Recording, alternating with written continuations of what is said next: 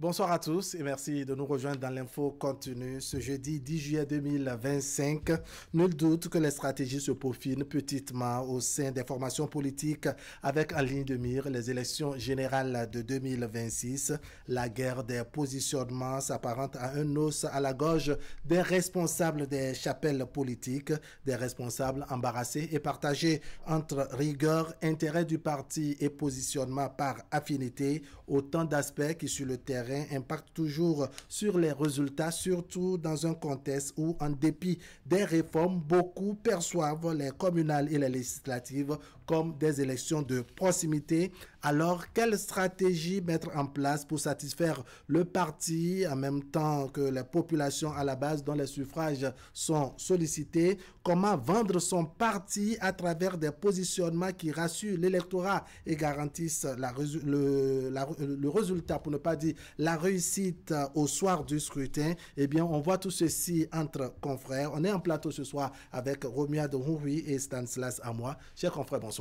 Bonsoir Wahab. Bonsoir Wahab, bonsoir à tous. Bonsoir Romuald. Bonsoir Stan. Bonsoir aux amis téléspectateurs de Canal 3 Bénin. Alors, Romuald, voilà, c'est vrai, vous n'avez pas la boule de cristal, hein? Vous n'êtes pas magicien, vous n'êtes pas Bokono non plus, mais comment vous envisagez, je dirais, les réalités au niveau des formations politiques à l'heure actuelle, puisqu'on s'approche petitement des élections générales de 2026? Tout à fait, ce serait bien difficile parce que vous savez, les élections générales de 2026, c'est une première au Bénin et donc on peut s'attendre à ce qu'il y ait véritablement une guerre de positionnement, sinon un défi de positionnement, parce que si vous positionnez les mauvais pions, vous pouvez donc subir le sort, donc le verdict. Ce serait peut-être un échec cuisant quand on sait qu'il y a quand même des partis politiques, des formations politiques qui voudraient prendre la revanche. Et il faut prendre du temps pour pouvoir positionner les meilleurs pions. Et donc aujourd'hui, c'est une étude minutieuse qui sera faite concrètement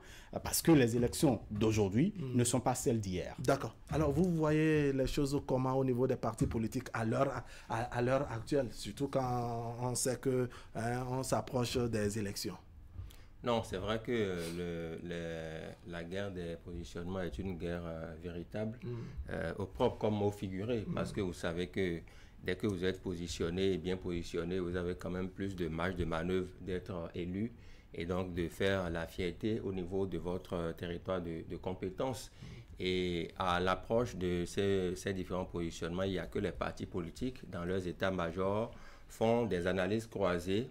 Déjà, le premier critère d'analyse, à mon sens, c'est la proximité avec les populations. D'accord. Parce qu'il s'agit quand même d'élections politiques. Et quand on dit politique, on parle de fils du terroir qui puissent quand même être identifiés par les populations et à travers lequel les populations elles-mêmes puissent s'identifier. D'accord. Imaginez que vous apparaissez dans une commune comme un cheveu sur la soupe où personne ne vous connaît, on ne connaît pas vos réalisations, ça sera difficile aux populations, au peuple à la base de s'identifier à vous. Surtout quand on parle d'élections communales et législatives. D'accord. Alors, donc ça fait partie du lot de critères qui fondent le choix dans les états-majors des partis politiques. D'accord, on va évoluer. Il parlait tout à l'heure du fait que oui, élections communales et législatives, c'est perçu comme des élections de proximité. Vous avez la même lecture, en dépit, je dirais, de tout, en dépit des réformes politiques à ce niveau? Tout à fait. Ça reste des élections de proximité, même si on veut que le député soit donc le représentant du peuple, donc le représentant pas de sa circonscription électorale, mais un élu national. Mais nous n'en sommes pas encore là. Il faut pouvoir avouer que c'est toujours de fierté de savoir ou de dire que je viens de la 24e circonscription électorale ou je viens quand même de la 19e circonscription électorale. Donc, ça reste, les élections communales, municipales et législatives restent des élections de proximité. Et pour ce faire, il y a lieu de pouvoir s'interroger et de questionner un peu un certain nombre d'indicateurs. Les indicateurs que, justement, mon confrère appelle des critères. Parce qu'il faut un profil en termes de conseiller qui sera par la suite élu peut-être maire. Et donc, en termes de député à l'Assemblée nationale, il faut justement des critères, un indicateur. Et le critère pour la proximité, si je peux aller, et donc, la première chose, c'est combien de fois vous êtes proche de la population. D'accord. Cela s'évalue par votre esprit de générosité, par votre esprit de partage d'un certain nombre de souffrances de la population, parce que en réalité, et Stanislas Amoah le dit si bien, si par exemple personne ne vous connaît, on vous connaîtra par les œuvres que vous apportez. Dites-moi ce que vous faites et je te dirai qui tu es, bien évidemment. Et donc, en réalité, les populations vous connaissent par ce souci que vous épousez, ce que vous partagez avec eux, du fait de leur souffrance, du fait d'un certain nombre de choses, et donc de l'esprit de générosité. Parce que si vous n'apportez rien aux populations, sans parti pris bien évidemment, parce que nous connaissons des personnes dans ce pays qui n'ont pas besoin forcément que l'État vienne en aide à ces populations. Eux, parce qu'ils sont natifs de la localité, avec leurs avoirs, avec leurs biens personnels, ils apportent un certain réconfort aux populations. Et donc, ça, c'est important pour la population. C'est un plus qu'il faut prendre en compte. Exactement. Cela relève du poids que vous avez auprès de ces populations-là. Parce que je préfère voter pour quelqu'un que je connais, qui me soutient, qui m'apporte justement, qui apporte peut-être une solution à un besoin de la localité, que de pouvoir voter pour quelqu'un, en réalité, que je ne connais pas, qui ne partage pas mes aspirations, un certain nombre de choses. D'accord, oui. Vous voyez les choses de la même manière, parce que vous parlez tout à l'heure d'élections de proximité. Encore une fois, il faut donc positionner la bonne personne. Mais on se demande qui on perçoit, n'est-ce pas, au sein de l'opinion, sinon au niveau des populations, comme la bonne personne à la place qu'il faut. En fait, la réforme du système partisan a voulu réorienter un peu les choses, mais on sait que les habitudes électorales au Bénin sont ce qu'elles sont depuis plusieurs années. C'est ça. Si quelqu'un, à l'approche des élections qui pointe à l'horizon, vient me voir et me demande de voter pour lui, je vais devoir m'identifier à cette personne-là. Si je ne la connais pas, cette personnalité-là, il me sera difficile de lui porter mon suffrage. Et quand on parle d'élection à la base, c'est de ça qu'il s'agit. C'est que la personne peut représenter toute une commune ou tout un électorat, mais la personne est ressortissante d'une localité, d'une circonscription électorale. On a vu dans ce pays que à chaque échéance électorale, il y a des personnalités qui font quand même des actions de bienfaisance au profit des populations. Il y a des actes qu'ils posent pour soulager les populations à la base. Vous savez, quand vous donnez de l'eau à des populations, c'est que vous les soulagez. Quand vous construisez des hôpitaux, des centres de santé, des écoles, quand vous participez à leur bien-être à la base, ils se sentent, ces populations-là, se sentent plus aimées. On a vu que Luc Atropo, l'actuel maire de Cotonou, avait fait quand même des réalisations au niveau de Boycon. Qu'on l'aime ou qu'on ne l'aime pas, là n'est pas le débat. Mais on sait quand même qu'il y a eu des actions qui ont milité en sa faveur. Et ça a fait qu'à un moment donné, on a estimé que s'il a pu faire ça au niveau de Boycon, il peut quand même venir à Cotonou pour l'implémenter. Au niveau de son parti politique, il a été porté pour faire cette implémentation-là. Quand vous restez toujours à Cotonou, au niveau du 8e arrondissement, vous voyez un monsieur comme monsieur Alain Kossi-Gbagidi, par exemple, il y a que moi, en tant qu'observateur... Ce nom nous rappelle, je crois, le CA du 8e arrondissement. Oui, le CA du 8e arrondissement. Quand vous êtes analyste, observateur, journaliste, et que vous observez un monsieur comme cela, qui est un cadre d'une structure que je ne veux pas nommer pour ne pas faire de la publicité, et qui, porté à la tête du 8e arrondissement de Cotonou, participe quand même à soulager les populations. Il a procédé à la réhabilitation de certaines infrastructures, notamment des salles de classe qui ont été réhabilitées. Au niveau, pour qui connaît le quartier Gbedagba, on sait que anciennement, c'est un quartier en saison pluvieuse qui est assez inondé.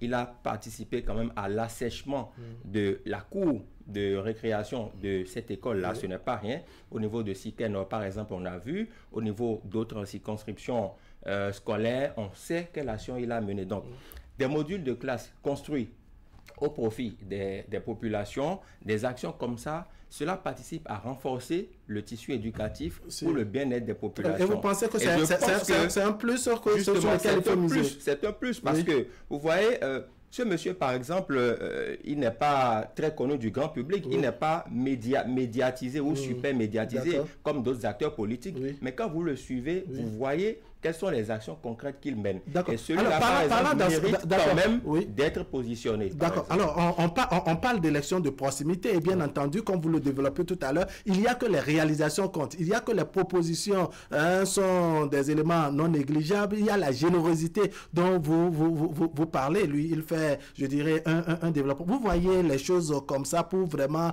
obtenir le suffrage au niveau des populations. Est-ce que c'est largement suffisant si on tient compte juste de ces éléments selon vous? En tout cas, c'est un gros point et c'est un gros point que vous avez au niveau des populations. Et je crois que les formations politiques devraient en tenir compte. Parce qu'en réalité, on est en train de parler d'un certain nombre de composantes. Vous voyez, quand vous prenez des domaines comme l'éducation, quand vous prenez un natif de la localité ou bien quelqu'un qui se retrouve dans votre localité, qui arrive à pouvoir jouer sur ce levier important, n'oubliez pas que l'éducation, c'est l'un des piliers importants de développement. Et lorsque vous apportez un plus, comme justement, c'est comme s'il lisait dans mes pensées, c'est-à-dire que Alain Kossi-Baguidi, j'en ai entendu parler, je ne le connais pas personnellement, mais j'ai entendu parler de l'homme parce qu'il... J'ai toujours déploré ici le fait que, par exemple, quand vous longez à Boumé-Calavi, vous voyez qu'il n'y a pas de lampadaire, ou du moins des lampadaires qui n'éclairent rien du tout. Mais cet homme, par exemple, a apporté l'éclairage sur son territoire de compétence, dans sa localité. Ce sont des choses qui impactent les populations. Et l'on a besoin d'avoir ces personnes, par exemple, soit dans nos communes ou soit à l'Assemblée nationale. Parce que ces personnes, déjà, avec leurs maigres moyens, arrivent à pouvoir subvenir aux besoins de la population, apporter une certaine solution. Et donc, quand ils sauront être à ces centres de décision, dans ces sphères de prise de décision, je crois qu'avec fierté et avec ouverture, ces cadres-là pourraient apporter. Et donc, Alain Kossi-Baguidi fait partie quand même de ceux-là qu'on pourrait dire aujourd'hui qui ont une certaine générosité. C'est vrai. On parle de Cotonou, mais il y a bien d'autres personnes. Pourquoi pas? Il n'y a pas que Cotonou, il y a que le, comment on dit, c'est élastique, comme exactement. on dit. Oui, exactement. Il y a d'autres localités également, mais bon, Cotonou, c'est la vitrine. Donc, il faudra apporter un peu, il faudra parler de ces hommes-là qui n'ont pas besoin, par ces actes de générosité, ils pouvaient. Donc, Alain Kossi-Baguidi pouvait apporter justement les caméras sur lui-même. Il ne le fait pas. Mais nous en parlons. Il le fait très peu. Très peu. Et alors, nous, par exemple, je vous suis. Nous, par exemple, nous en parlons aujourd'hui parce que c'est une bonne œuvre. C'est vrai.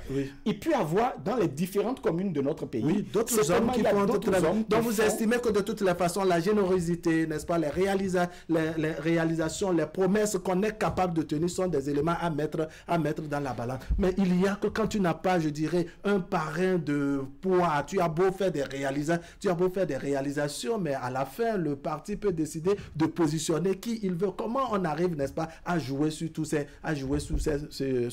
éléments, parce qu'il y a les questions de proximité avec peut-être les chefs qui vont positionner, il y a peut-être un parrain qui est, je dirais, replacé pour pouvoir t'imposer et autres, et quand toi tu ne l'as pas, bon, tu passes à côté, peu importe tes réalisations, non? Oui, je pense que ceux-là qui sont témoins des faits ou des bonnes actions que vous menez au sein de votre territoire de compétences peuvent de bonne foi être vos porte-parole et susciter les parrains éventuels. D'accord. Quand on prend le cas de M. Baguidi, vous savez, Cotonou, c'est la vitrine. Pour tous les étrangers qui arrivent au Bénin, c'est déjà l'aéroport international de Cotonou. Et quand on vient à Cotonou, il y a des choses qui sautent à l'œil, des infrastructures qui sautent à l'œil. Vous savez que ce monsieur, dans ce pays, il a fait inaugurer un module de classe au niveau de l'EPP Siquet Nord. Et à cette occasion, il y avait la présence du ministre des enseignements maternels et primaires qui l'a félicité publiquement. C'est ça. Vous voyez, donc ça veut dire que si l'acte ou l'action posée n'avait pas été de bonne facture, il n'aurait pas reçu les félicitations de l'autorité ministérielle. Et cette autorité-là, à la question des positionnements, peut penser à M. Baguidi et dire, au niveau de Cotonou, on a quelqu'un où on a bien d'éléments, qui puissent quand même porter notre voix et au bénéfice des populations, être portés pour leur mieux-être. C'est de ça qu'il s'agit. Au-delà de lui, Vous savez qu'il y a des femmes, hein, voilà, aussi, Madame Christelle Rundongo, qui mène des actions quand même au niveau des femmes, de la jeune fille, de l'enfance aussi, la protection des femmes.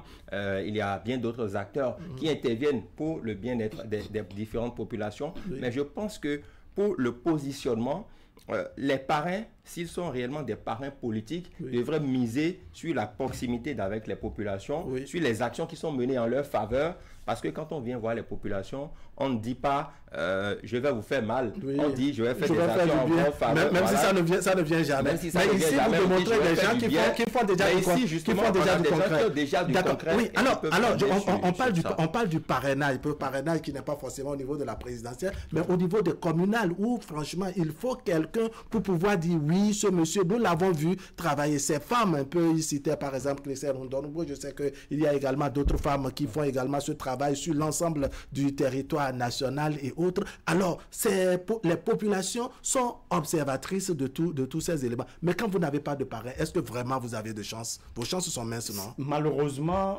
c'est un paramètre à prendre en compte, malheureusement. Mais il faut quand même avouer que lorsque le parti politique, parce que je sais que le parti politique, excusez-moi, le parti politique également doit faire quand même une certaine prospection pour savoir en réalité dans telle localité ou dans telle commune quel est le poids politique quel est le poids donc ou du moins quel est ce contact là que telle personne a avec la population. Qu'est-ce que les populations pensent de telle ou telle autre personne, d'accord, indépendamment de ce que le parrain devrait faire. Parce que si vous ne le faites pas, ce sera l'échec de votre formation politique. On a vu déjà. Vous pensez que cela peut créer des mécontentements? Sinon, quel impact selon vous cela peut créer quand on a des hommes, des femmes qui sont proches des populations, qui ont l'oreille des populations, mais qui à la fin, par exemple, ne se voient pas positionner? La première conséquence, c'est un vote de sanction. C'est un vote de sanction. Et nous avons déjà vu, je ne vais pas citer le cas, mais on a déjà vu dans une circonscription électorale, l'homme là qui était proche des populations et qui devrait être positionné, on l'a positionné, mais il s'est retrouvé à une, je ne sais pas, à une position où, franchement, il faut ce que les gens appellent mauvais positionnement. Voilà, il faut un miracle pour qu'il sorte. Mais qu'est-ce que la population ont fait? Ils ont voté contre. Elles ont voté contre, tout simplement. Elles ont même battu campagne, s'il vous plaît. Elles ont battu campagne pour l'équipe, pour la formation politique adverse. Pour que cela n'arrive pas, je crois qu'il faut positionner les personnes qui sont déjà proches des populations. Et nous connaissons d'autres personnes, par exemple. Je crois que Alimatou Badarou, elle est bien connue. Elle est d'ailleurs la responsable des femmes au niveau du parti Bloc républicain. Et donc, depuis quelques années, elle fournit un certain nombre d'efforts. Elle est proche des populations. Quand vous prenez l'Agui, Sainte-Cécile, un certain de cette zone-là, même ces populations, elle a apporté un réconfort à ces populations. Même le porte-parole du gouvernement y était pour pouvoir donner les vraies informations aux populations, pour pouvoir avoir donc leur pièce d'identité, un certain nombre de choses, celles qui n'avaient pas RAVIP et tout ça. Vous voyez? Et donc, il y a de ces hommes et femmes qui apportent quelque chose, et ces personnes-là doivent être véritablement encouragées par le positionnement, parce que quand vous ne le faites pas, franchement, je ne dis pas que ça va jouer sur les actions qu'ils faisaient, mais il y aura une certaine démotivation. Tout le monde, s'il vous plaît, tout le monde a besoin d'être motivé. Tout le monde a besoin d'être motivé, et le positionnement de ces personnes, c'est en quelque sorte une motivation, un encouragement pour qu'ils fassent. On va évoluer dans le débat. On a fait une forme de focalisation sur Cotonou parce que vous estimez que c'est une vitrine dans les autres émissions. Pourquoi pas? On fera une forme de circonscription, pour ne pas dire une forme d'observation, pour piocher également dans d'autres circonscriptions électorales et faire passer, n'est-ce pas, en tout cas faire les comparaisons, les études et autres qu'il faut, en tout cas nous, à notre niveau d'observateurs et d'analystes politiques. Mais je me pose cette question et donc je vous l'adresse pour avoir votre appréciation. Est-ce que vous pensez que c'est valable également au niveau des partis de l'opposition? Parce que quand je vous écoute, je vous sens un peu dans le rang de la mouvance. Est-ce que vous pensez que cette question de positionnement et autres, c'est valable au niveau des partis de l'opposition? Bon, je dirais que nous ne sommes pas des journalistes mouvanciers ou voilà. C'est très important. Voilà. Alors non, vous savez, qu'on soit de la mouvance ou de l'opposition, il faut être proche des populations. Et les acteurs politiques de l'opposition iront vers les populations pour demander leur suffrage. Donc, si vous n'avez pas été proche de ces populations-là, si vous vous présentez, bon, elles ne vous connaîtront pas. Moi, je pense que l'opposition gagnerait même à être davantage active sur le terrain, histoire d'être davantage dans leur mémoire, parce que vous savez qu'au niveau de la mouvance, il y a des réalisations qui sont là, qu'on le veuille ou pas. Il y a un gouvernement qui est en place, qui est en train de mener des actions qui sont visibles, qui sont palpables. Et donc, l'opposition politique gagnerait justement à être davantage plus proche des populations. Mais il faudra dire que par le passé, il y a eu des mécontents suite au non-positionnement. Il y a des personnalités, des acteurs politiques qui, dans leur fief ou voilà, dans leur circonscription électorale, ont posé des actions fortes, mais à l'arrivée, ils ont été soit mal positionnés, soit carrément pas du tout positionnés, rayés de la liste, et ça fait mal. Ils en ont eu gros sur le cœur, comme le disent les Ivoiriens, et je pense que cela a fait que certains ont été démotivés. Romuald le disait tout à l'heure, certains ont été démotivés. C'est-à-dire ils peuvent rester au sein du parti, mais l'engouement, l'entrain qu'il faut, on ne sent pas ça. Par le passé. Donc je pense que les états-majors des partis politiques devraient corriger cela et voir un peu ceux-là qui sont réellement au contact des populations, ceux-là qui sont réellement actifs sur le terrain, qui posent des actions concrètes. C'est à l'aune de ces différents critères et peut-être d'autres qu'on ne maîtrise pas toujours, qu'il va falloir faire les positionnements pour éviter de faire des... D'accord, il y a un autre aspect. Quand on a, je dirais, des réalisateurs, des réalisatrices, ceux-là qui sont généreux et généreuses, ceux-là qui font, je dirais, des dons et autres, quand ils sont nombreux, finalement, on est embarrassé dans le choix, non? On est embarrassé au niveau des positionnements. Qu'est-ce qu'on fait dans ce cas de figure? On sait ceux-là qui font des œuvres de générosité de façon intéressés. C'est ça. Ces personnes, vous les voyez surgir et disparaître, tout simplement. Alors que une personne qui partage au quotidien les souffrances des populations, ces personnes, on les connaît. Et les populations les connaissent. Et justement, vous savez... Mais on se demande si les populations les connaissent. Est-ce que les chefs des partis ou ceux qui seront délégués pour faire les positionnements connaissent vraiment, je dirais, cette réalité, cet impact sur les populations? Ils ne sont pas naïfs, s'il vous plaît. Ils ne sont pas naïfs. Ils savent ceux-là qui, à l'approche de ces échéances-là, font semblant d'être généreux. Il y a des personnes qui font semblant d'être généreux. Parfois, vous savez, la générosité en réalité... C'est-à-dire la générosité qui démarre juste à la veille des élections. Des élections. Et dès lors que les élections finissent en même temps, paf, on appuie sur stop. En fait, vous êtes même très généreux, Wahab Alipara. Les élections ne finissent même pas avant que ça disparaît. Tout simplement parce que ils ont... vous savez, je ne sais pas, ils font semblant d'être généreux. Alors que voilà, il y a des généreux naturels, bien évidemment. Et je crois que les responsables des différents partis politiques le savent. Même dans l'opposition, on sait que, bon, je crois que dans l'opposition, il n'y aura pas tellement, il y a une guerre également de positionnement, certainement, mais il n'y aura pas trop de soucis, que dans la mouvance, parce que franchement, mais vous n'oubliez pas également que il y a quand même des lois ou un certain nombre de règles qui font que si vous avez été déjà député pendant un certain nombre de fois, vous êtes à haute. Donc il y a ces considérations. C'est-à-dire que certains ont déjà fait leur preuve, qu'il faut en tenir compte et permettre à d'autres, n'est-ce pas, d'aller s'essayer. Il faut un renouvellement également. Les partis politiques doivent savoir que en termes de positionnement, il faut tenir compte également du renouvellement de la classe politique.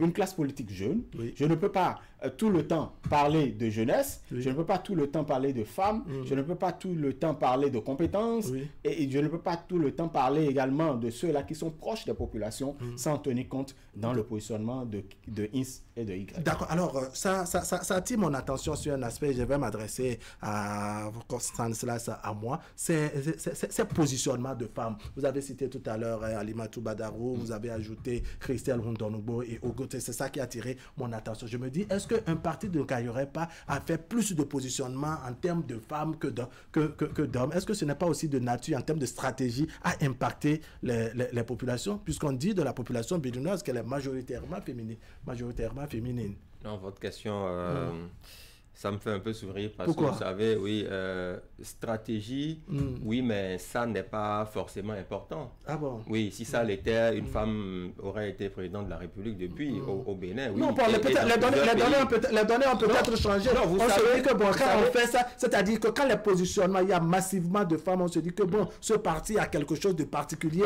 et que ça peut attirer l'attention des gens à miser plus sur ce parti. En fait, on ne va pas positionner pour positionner parce qu'elle est belle, elle est jolie et lancée. C'est ça. Non, on va positionner parce qu'on sait que à l'arrivée, on peut avoir un résultat. D'accord. Donc, si tel est le cas, et que nous avons plus de 52% de femmes, comme on le dit, et que même toutes les femmes ne sont pas unanimes sur le fait que l'une parmi elles peut diriger le pays, ou peut être maire, ou peut être ceci ou cela, la question reste posée. D'accord, oui. Vous voyez les choses de cette même manière? Bon, je crois que c'est une stratégie que partage tout au moins une formation politique que je connais. J'ai eu la grâce donc de recevoir, par exemple, le président de Moël Bénin, Jacques Ayadji, dimanche dernier, qui disait que eux, par exemple, à Moël Bénin, ils positionnent autant d'hommes que de femmes. D'accord. Donc, un peu comme le projet Zinzin, moitié. Mais sur quel compte est-il? D'accord. Non, c'est tellement que ce n'est pas des femmes non compétentes, ce n'est pas des femmes non. Il y a sans doute des éléments qui militent en faveur de ces femmes avant d'être positionnées. Donc, ça pourrait et ça doit être un critère important. Vous savez, si la loi n'avait pas imposé aux formations politiques de positionner au moins une femme dans chaque circonscription électorale, je crois que beaucoup de partis politiques... Ils seront vraiment trop fallots. Il y a tout de même... À quel niveau pensez-vous que les responsables des partis, en tout cas les équipes chargées de ce travail ô combien délicat de positionnement, à quel niveau pensez-vous qu'ils seront, je dirais, embarrassés ou bloqués ou se trouver un peu en difficulté, selon vous? Non, je pense que si... ils doivent être conséquents envers eux-mêmes. Si les éléments à positionner travaillent bien sur le terrain, ils ne devraient pas être embarrassés. Il suffit de voir un peu l'impact des actions sur le terrain, descendre sur le terrain pour voir un peu ce qui en est et tirer les conclusions. Et au cas où ils sont vraiment dans l'embarras de choix, il y a ce qu'on appelle la hiérarchisation. On a quand même cette chance-là qu'en 2026, il y a une catégorie d'élections. Donc, on sait que tout le monde ne peut pas être président de la République. C'est un seul fauteuil. Donc voilà, soit c'est Romia, soit c'est vous, bon voilà. Donc c'est ça. Ainsi de suite. À l'Assemblée, il y aura 109 députés, pas plus, pas 110, pas 120. Au niveau des communes, plus les suppléants. Au niveau des communes, on sait qu'on aura 77, mais pas plus, pas moins. Donc c'est de ça qu'il s'agit. Si on positionne au niveau de l'hémicycle et s'il en reste, on peut positionner au niveau des mairies, ainsi de suite. Tout le monde ne peut pas ni être président, ni être député, ni être maire, mais il faut juste savoir... Vous ne voyez pas vraiment l'embarras, vous ne voyez pas de difficultés. Il faut juste voir le juste milieu pour essayer essayer de contenter ceux qui peuvent... D'accord, vous voyez de difficultés ou l'embarras pour les responsables des partis politiques, parce qu'il peut arriver à un endroit donné, au-delà de ces questions de générosité et autres, quand on veut positionner quelqu'un pour la mairie, il dit non, moi je veux être... il aurait peut-être souhaité être sur la liste législative, ou alors c'est sur la liste législative qu'on le positionne, mais son souhait aurait été... Mais tout ça, est-ce que ça ne crée pas vraiment d'embarras? Parce que, on on connaît l'homme en tant qu'un humain instable, en quelque sorte, ou ambivalent. Non, vous avez raison, mais je crois que quand vous êtes membre d'un parti politique, vous savez que le dernier mot revient donc au chef du parti politique, au responsable au haut niveau, pour pouvoir quand même valider ou non justement tel positionnement ou tel autre. Et donc, pour le faire, on sait que, vous voyez, quand vous prenez l'opposition ou la majorité présidentielle, en termes de positionnement, on sait qui, même si dans une chapelle politique que je ne voudrais pas nommer, on estime que non, sa voix, la voix du président du parti n'est pas prépondérante, la voix est une. Bon, on sait que dans l'application, véritablement, ce n'est pas le cas. On sait que le chef de l'État va valider aussi pour sa majorité un certain nombre de positionnements. Peut-être pour les législatives et les communales, c'est de la discrétion des partis politiques, des responsables des partis politiques, mais même pour les législatives, pour les législatives, le chef de l'État sera regardant en ce qui concerne la mouvance présidentielle. Mais Pour l'opposition, il y a quelque part où il y aura le décret d'application de ce qu'on a retenu. Ben, le décret de validation, oui. Allez, il y a quelqu'un qui plaisantait avec moi et qui dit que, bon, dans ce cas de figure, souvent, c'est que article 1er, le chef a toujours raison. Et article 2, au cas où il n'aurait pas raison, se référer à l'article 1er. Allez, comment on gère, je dirais, les frustrations sans casse? Et ce serait la dernière question. Donc, parce que frustration, il finira par en avoir, des mal positionnés, des non positionnés, de ceux-là que j'ai dit, soit ils se souhaiteraient sur la liste législative, mais ils s'est retrouvé sur la liste communale, on l'a mis sur la liste communale, mais il aurait, etc., etc. Bref, cette ambivalence et tous les chocs qui peuvent exister, ça sous-entend qu'on peut s'attendre également à des frustrations. Comment on gère tout cela? Frustration, il y en a, il y en aura toujours, ça c'est clair. Mais ce que je pense, c'est que la chance qu'on a aujourd'hui, c'est qu'il y a des élections générales. D'accord. Il y a plusieurs postes à pouvoir. D'accord. Ça, c'est important. Presque au même moment. D'accord. Donc, c'est aux états-majors, les responsables des partis disent à leurs membres, vous savez, tout le monde ne peut pas être président, tout le monde ne peut pas être député ni maire. Donc, on va essayer de voir chacun en ce qui le concerne pour positionner. C'est de ça qu'il s'agit. Voilà. D'accord. Oui, vous voyez, je dirais, les frustrations à venir et comment on les gère? En fait, ce serait naïf quand même de dire qu'il n'y aura pas frustration. Non, il y aura toujours frustration. Il y aura des personnes qui se sentiraient frustrées parce qu'ils ont été peut-être positionnés 3e sur la liste alors qu'ils espéraient être premiers. Donc, il y aura toujours de frustration, mais comment le parti politique, les responsables du parti politique arrivent à pouvoir canaliser les ardeurs, à pouvoir gérer les frustrations. Parce que même si vous n'êtes pas député, vous n'êtes pas conseiller dans une mairie, vous n'êtes pas... Mais il y a des postes nominatifs qui sont là. Donc, la vie ne s'arrête pas. Au niveau législatif, au niveau communal, il y a bien d'autres choses. On sait qu'il y a des postes politiques. Tous les mercredis, bon, je ne vais pas dire tous les mercredis, mais si le président de la République le voulait, il peut nommer qui il veut, quand il veut, comme il veut, tous les mercredis. Tous les mercredis. Et même tous les jours. Voilà, merci beaucoup, Stanislas Samoa. Merci beaucoup. Mesdames, Messieurs, ce serait tout pour aujourd'hui. Merci de nous avoir suivis. L'information continue sur Canal 3 Bénin. On va se donner rendez-vous demain pour partager avec vous le reste de l'actualité. Tout à l'heure, à 23h, vous avez la rediffusion de ce numéro et demain autour de 10h30. Chers amis, vraiment, c'est fini. Merci. Portez-vous bien.